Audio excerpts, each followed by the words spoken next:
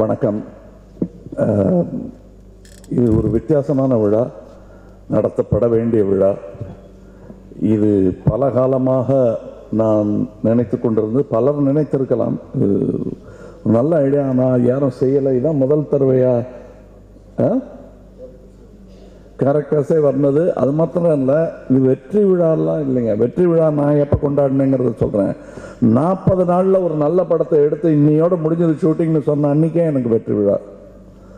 ஏன்னா அதுவே பெரிய விஷயம். அது ப்ரொடியூசருக்கு வெற்றி, அது டேபிளில் வெற்றி. அது அதை செய்து காட்டிய ஜீத்துவுக்கு நாங்கள் அன்றைக்கே வெற்றி விழா எடுத்துட்டோம். ஆனால் இது உங்களுக்கு நன்றி சொல்ல வேண்டிய விழா. இது எதிலிருந்து கடன் பாக்கி இருக்குன்னா, என்னுடைய அவலர் தொடர்கதையிலிருந்து இருக்கு. ஒரு நல்ல படத்தை எடுத்து சென்றதற்காக வியாபாரத்தில் நிறைய படங்கள் பண்ணுறோம், வெவ்வேறு விஷயங்கள், பல காம்ப்ரமைசஸ் செய்துக்கிட்டு நாங்கள் செய்யும் படங்களை விட இந்த மாதிரி படங்கள் எங்களுக்கு, எங்கள் மன திருப்திக்கும் உங்கள் மன திருப்திக்கும் ஆளாவது ரொம்ப வியத்தகு ஒரு ஆச்சரியமான நிகழ்வு. அது இந்த மாதிரி நடந்திருக்கு. இதை கொண்டாடுவதற்கு முன் அதை கொண்டு சேர்த்த உங்களுக்கு நன்றி சொல்ல வேண்டிய கடமையாகிறது. ஏன்னா அடுத்த வாட்டி ஒரு நல்ல படத்துக்கு நீங்கள் இதை செய்யணுங்கிற ஒரு அச்சாரம் தான் அது. என் படமாக இருக்க வேண்டியதில்லை. தயவுசெய்து என்னமோ என் படத்துக்கெல்லாம் செய்யுங்க. நல்ல தமிழ் படத்தை இப்படி தூக்கி பிடியுங்கள். அது செய்தீர்களே ஆனால் மீண்டும் நல்ல நல்ல தமிழ் படங்களை செய்வதற்கான வாய்ப்புகள் என்னையும் எனது சகோதரர்களையும் வந்தடையும். அதுக்காகத்தான் இதை நான் முக்கியமாக சந்தோஷமாக, இது என்னது இப்போத்தான் ரிலீஸ் ஆகிருக்கு, அதுக்குள்ள எண்ணத்துக்கு இவ்வளோ கொண்டாடணுங்கிற ஒரு எண்ணத்தை எல்லாம் கைவிட்டு விட்டு உங்களுக்கு, ஊடகங்களுக்கு நன்றி சொல்ல, பத்திரிகையாளர்களுக்கு நன்றி சொல்ல, உங்களுக்கு நன்றி சொல்வதன் மூலம் ரசிகர்களுக்கும் இது நன்றி சொல்லும் ஒரு வேலையாகிவிடும் என்ற நம்பிக்கையில் இங்கே வந்திருக்கிறோம். டைரக்டர் அவர்கள் இந்த சுயம்பலிங்கத்தை போலவே ஒரு ரகசியத்தை எங்கே என்று தெரியாமல் புதைத்து வைத்து விட்டார். அது யார் காலுக்கு அடியில் இருக்கிறதோ தெரியாது.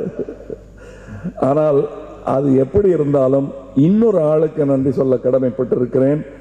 நல்ல நம்பிக்கை உள்ள கலைஞனால் தான் இன்னொரு நடிகனை பாராட்ட முடியும். நான் இந்த படம் பார்த்து அதை செஞ்சிட்டேன். ஆனால் மோகன்லால் அவர்கள் சொன்னதாக நான் கேள்விப்பட்டது. நண்பர்களும் சிலர் அதற்கு இந்த படம் பண்ணா கமல் பண்ணாதான் நல்லா இருக்கும்னு அவர் சொல்லியிருக்காரு. அந்த பெருந்தன்மைக்காகவும் பரிந்துரைக்காகவும் நான் நன்றி சொல்ல கடமைப்பட்டிருக்கிறேன்.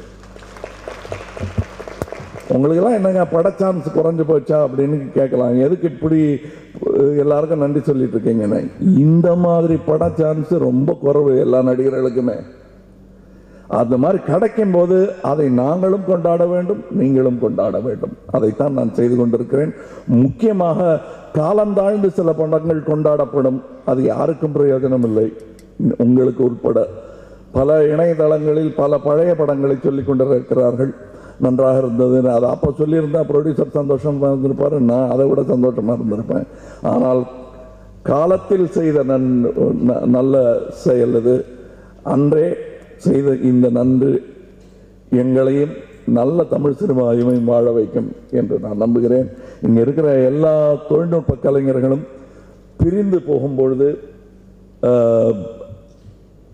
ஒரு சிறிய கண் நனைவு இருந்தது அவர்களுக்கு எல்லாருக்குமே. அது என்னமோ ஒரு கேம்ப் முடிஞ்சு ஒரு சந்தோஷமாக, ஹாலிடே முடிஞ்சு காலேஜ் கேம்பஸ் மாதிரி ஒரு சந்தோஷம் இருந்தது.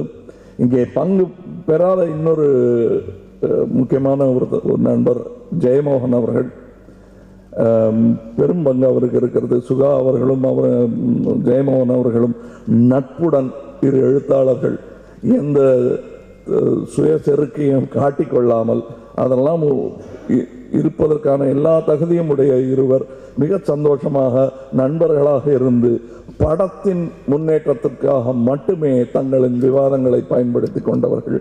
எங்களுக்கு பார்ப்பதற்கு அது நன்றாக இருந்தது.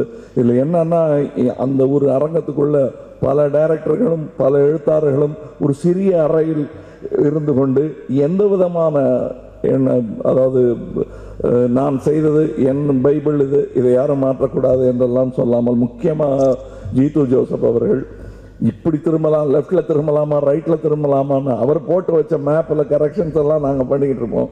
அதெல்லாம் பதட்டம் இல்லாமல் கேட்டுக்கிட்டு எது நல்ல வழியோ அதை தேர்ந்தெடுக்கும் ஒரு உன்னதமான கலைஞர். அது எனக்கு பிடித்திருந்தது. இன்னும் பல படங்கள் இத்தனை பேருடன் சேர்ந்து செய்ய வேண்டும் என்ற ஒரு ஆசை என் மனத்தில் வளர்த்து விட்டது. அவர்களுடைய திறமை,